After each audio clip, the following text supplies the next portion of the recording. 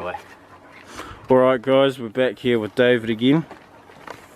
Over to you. Alright, so this one here, busting out the firelighting kit. So yeah, just a few bits and pieces. I don't use all of them all of the time. In fact, I seldom use any of them, which is a good sign. It means that I'm doing things right. But yeah, here we go. Grab a seat. Yeah. So all lives in a dry bag.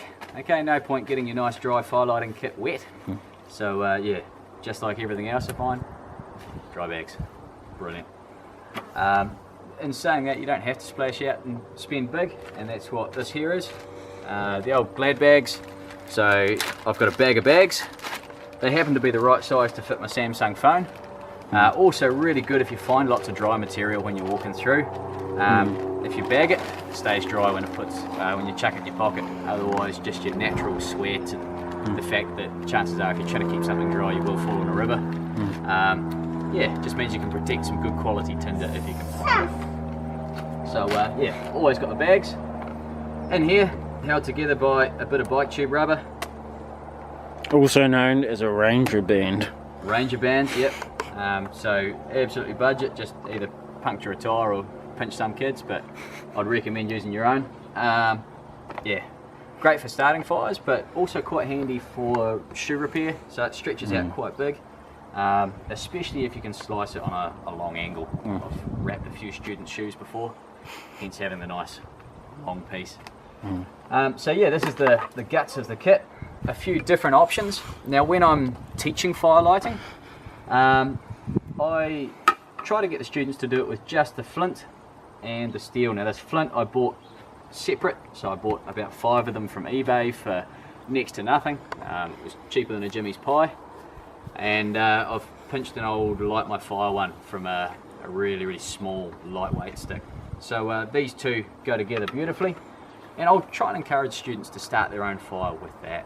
So just those on their own, but in here I've got Dave's box of magic tricks for getting a fire going if things are going code brown. So in here, this is highly expensive, really rare to get. This is your stock standard dryer lint. Just clean out the lint trap and chuck it in your kit. Catches a spark really well, and depending on what clothes you've been firing through, anything with a high nylon content seems to spark up quite nicely. Mix in there a few of the more natural fibres and you'll get it catching, burning, and then holding quite nicely. So yeah, dryer lint. Who would have thought it had a second use? Also a few candles.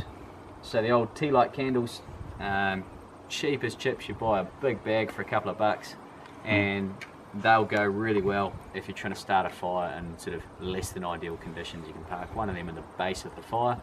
It'll burn for 20 minutes, which is more than enough time for you to get your next stages up started. Also in here, more dryer lint. Alright, you're picking I've got a bit of an obsession. And some good old little Lucifer fire starters. So they're my plan C.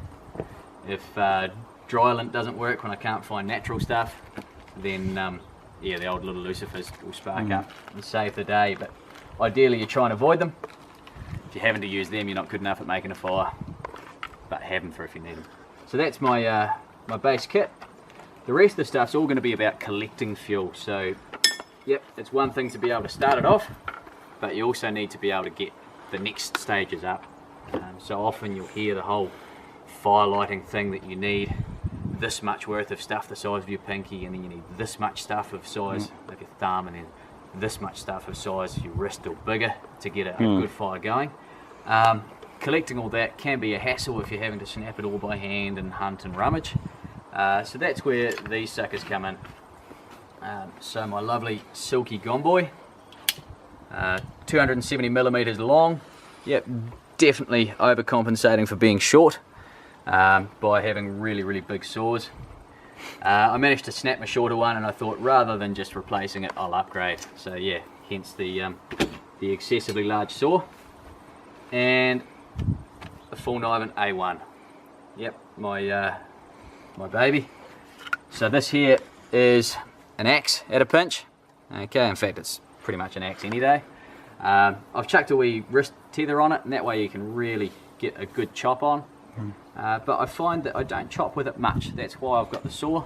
You might as well fight easy. If you can cut stuff into good limbable sizes, this will bat on through next to anything. In fact, everyone's seen the videos on YouTube of this thing chopping through bricks.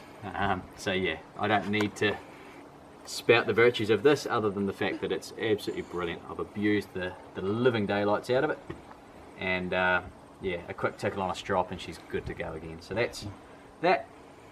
And you'll find that you tend to harvest stuff about the thickness of your arm, even up to the thickness of my leg when I'm out in Fiordland, and that's the only way to get good dry wood in Fiordland, is to take that bigger stuff. So find a bit of deadfall, chop it up. The outside is going to be wet, but once you start batoning and splitting it down with the full kniving, you can actually access some really good dry wood off the forest floor, which is yeah, quite a luxury here in New Zealand. We're quite a damp base.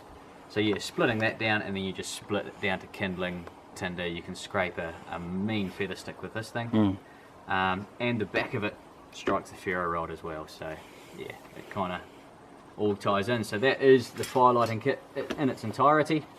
Try to avoid burning the rubber, not so environmentally friendly. If I can, I will start the fire every time with all natural materials. These are just plan B, C and D. Easy. Alright, thanks for watching guys. We'll see you next time.